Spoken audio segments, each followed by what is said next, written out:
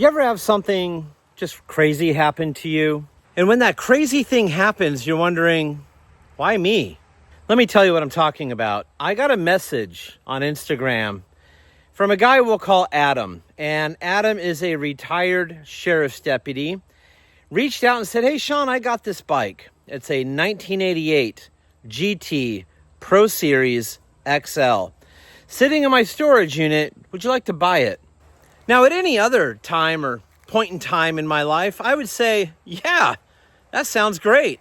Who doesn't want one of those? That's a great bike. So, but at this point in time, my answer had to be no.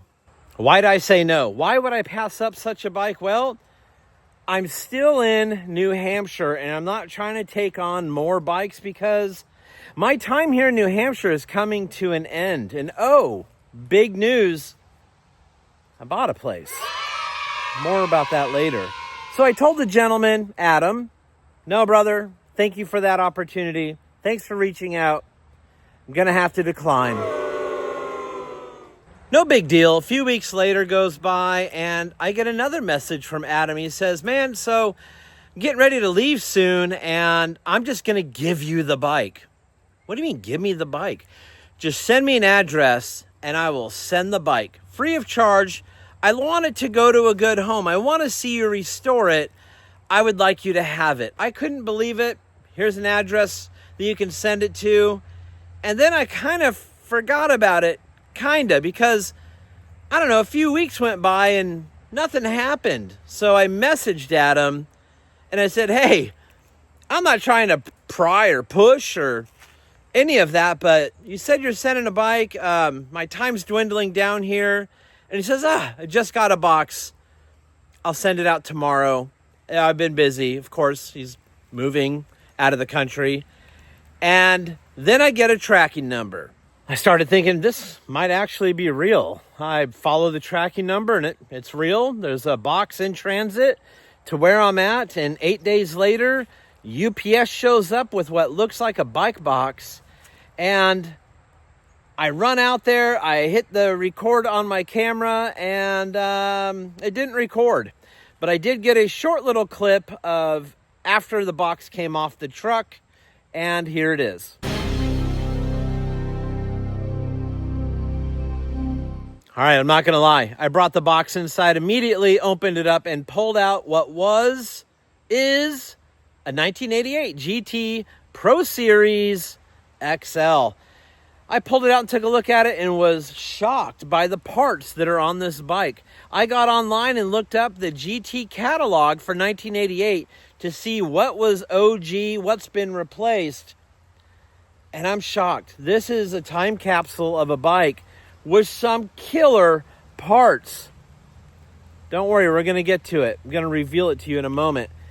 So I pulled the bike out and it's rusty. It's crusty. It needs love. It's been sitting for quite a long time. But don't worry, I think I went to the right guy. I think I can handle a little bit of restoration. But I did find, you know what? Let me just show you the bike. Here it is, the 1988 all chrome GT Pro Series XL. Pretty much a complete bike. It did have a chain, but it was a KMC, not a GT chain. So I took it off and I threw it out. Look at the parts and components on this bike. Absolutely amazing. It just needs some tender love and care once I get into this build. That's really the issue I have here. Like I said, I just bought a place and escrow should be closing soon. And so my plate's pretty full here.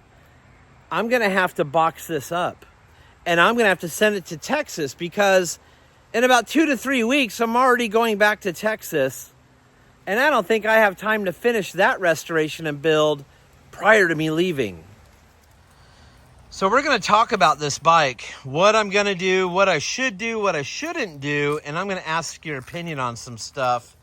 But it's a sick bike. It's great. I'm extremely thankful because it's such a rad model and it's got some of my favorite parts and pieces on it, like my forks that I love, GT hubs, but we'll get into the breakdown in a moment because I want to take my time on this bike and I want to do it right. So here's my first question to you. I know what you're probably going to say. Do I restore it as it originally came, or do I customize it? Do I do a similar version of how it came, but a little bit of a custom touch? I know what you're thinking. Sean, I know what you're going to do. You're just going to do a custom build. I don't know. Maybe this time we make the purist happy. Although I despise making the purist happy. This might be the bike that I restore back to its original bike shop condition. Or maybe not, and I just do whatever the heck I want, because that's what this is all about. It's my bike. It doesn't belong to any purist, any museum, any forum, or anything like that. This belongs to me. And it's going to go in my shop, and it's going to be built or restored the way I want it. And you should build your bikes that way also. All right, let's give a parts breakdown. Amy Grips, Dicomp Original Locking Lever, GT Pro Series bars with the DK stem. These are GT stamped bars.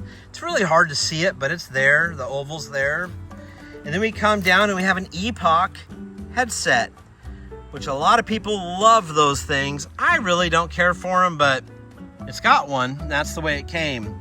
These are Yukai hoops, which are in pretty rough shape. They're not great. So I don't know that I can bring these hoops back, but it does have the GT race hubs. It does have my favorite forks. So like the wheel and fork combo on this are pretty amazing. Now the tires, these are original Tioga Competition 3 tires, but they're in rough shape. And when I look at the catalog, the tires that came on the Pro Series were skin wall, and these are black wall. It does have the original GT seat, but I don't think that's the race seat. I think it's the freestyle seat. And I don't know if it came with this one or not. I have no clue. The seat post is in rough shape, but it has the GT stamp on it. The GT original seat post clamp is in pretty good shape. Just needs a little bit of cleaning on it. And then you can see that infamous brake bridge that came on the 87, 88, and 89 Pro Series only. So I love the brake bridge. Needs to be cleaned up. I did some research on pedals. I do not think that these HTPs are the original pedals, but they did do a double caged pedal on these bikes, but I don't think these are it. But then I got these babies. An original GT Power Series SR stamped crank.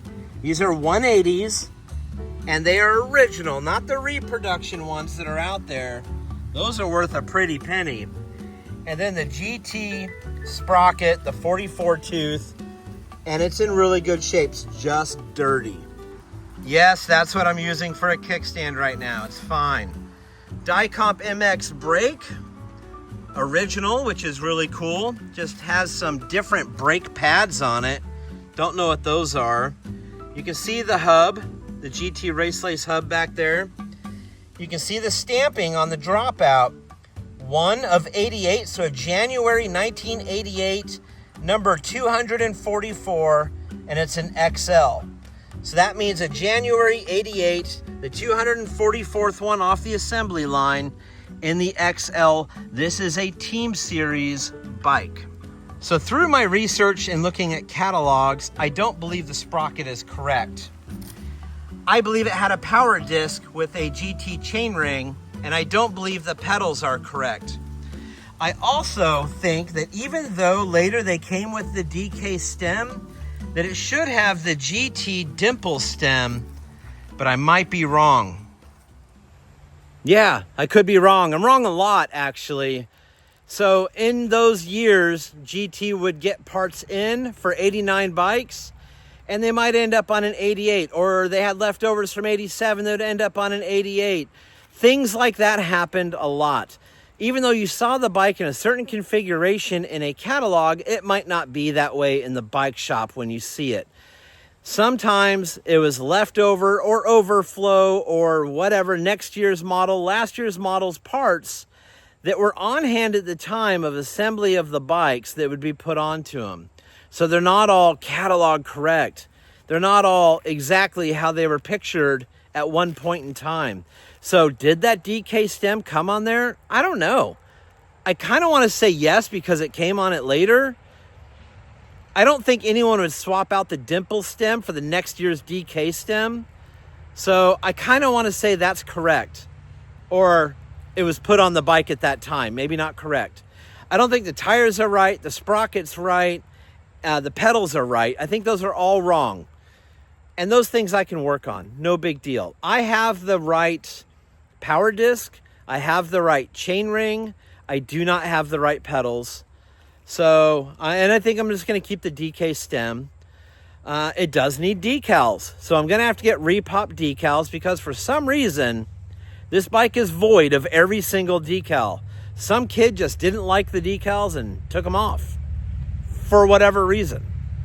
All right, here's a better look at some of the rust and oxidation on the bike. It's pretty rough, but I think I can sit there and spend a whole lot of time making a whole lot of circles. We can soak it first. We can polish it second.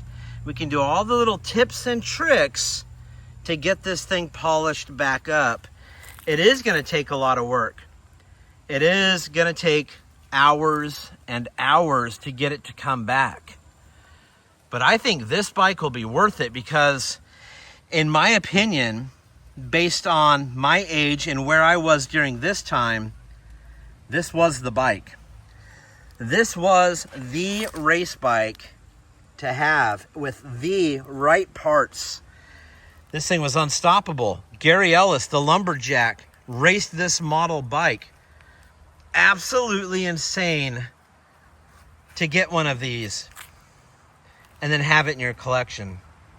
If you've been here a while, you know I have an 87 Pro Series in my collection, signed by no other than Kevin the Sheepdog Hull when he came to my house.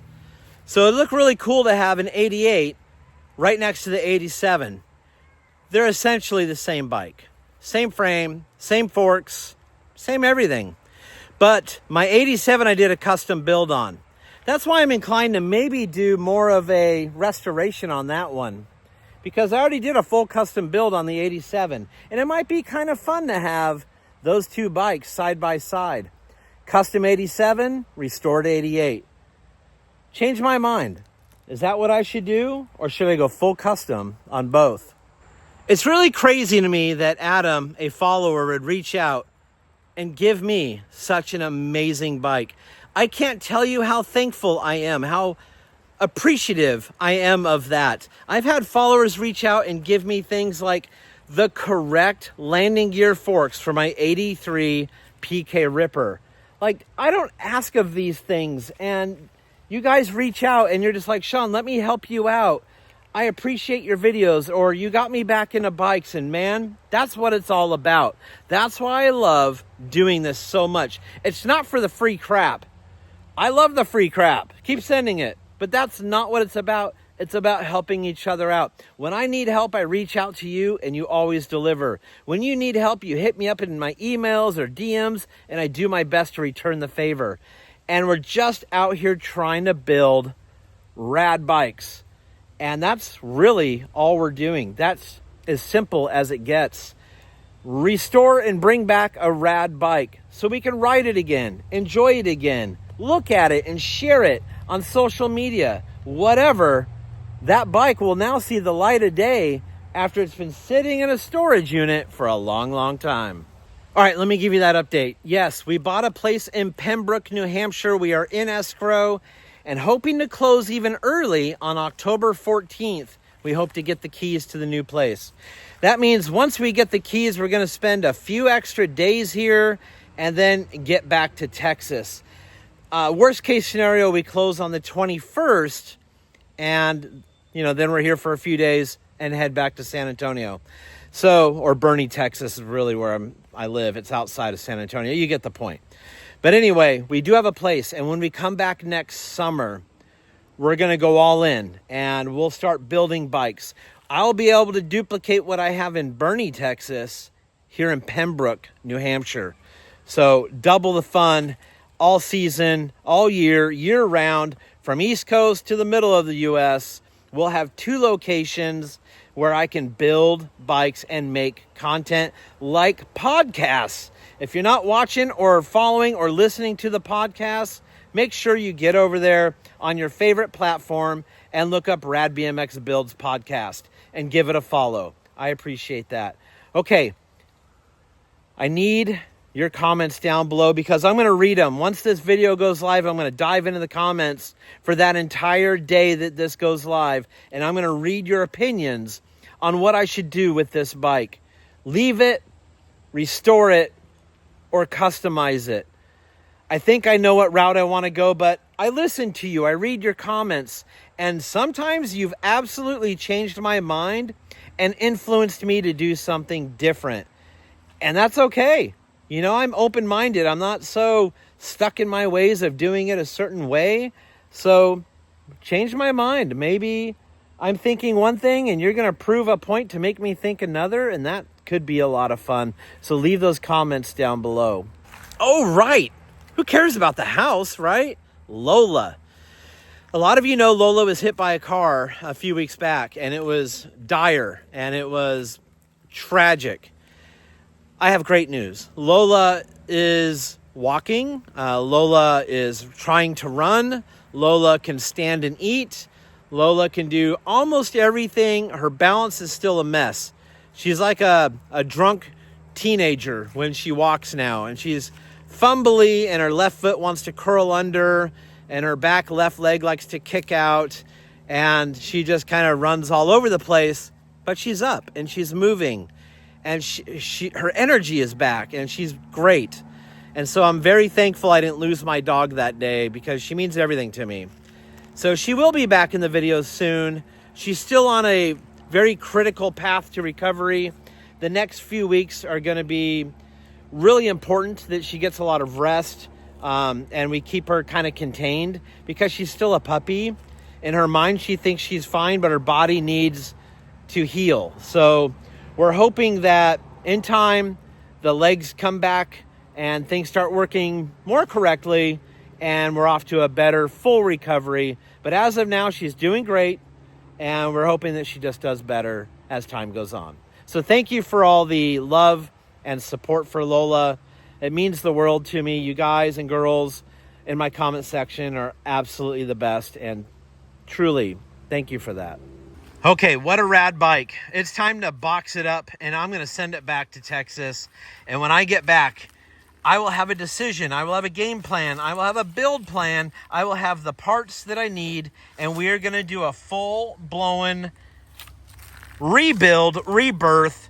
I don't know what you want to call it yet, but we're going to make this bike beautiful, and we're going to bring it back to its glory that it so much deserves, because I can't get such a great gift and not give it the justice that it needs. So, Adam, thank you for the bike, and I truly appreciate it. And this bike will be amazing again. Look at that view. It's fall here. The trees are starting to turn, and you just can't ignore a beautiful bike with a beautiful background. All right, on that note, thank you, all of you. I know it wasn't a bike build video. It's just me blabbing and giving you some updates, but a reveal on a bike that we're going to build together in the very near future. So thanks for watching the video. I appreciate every single one of you. And as always, you know it, stay rad.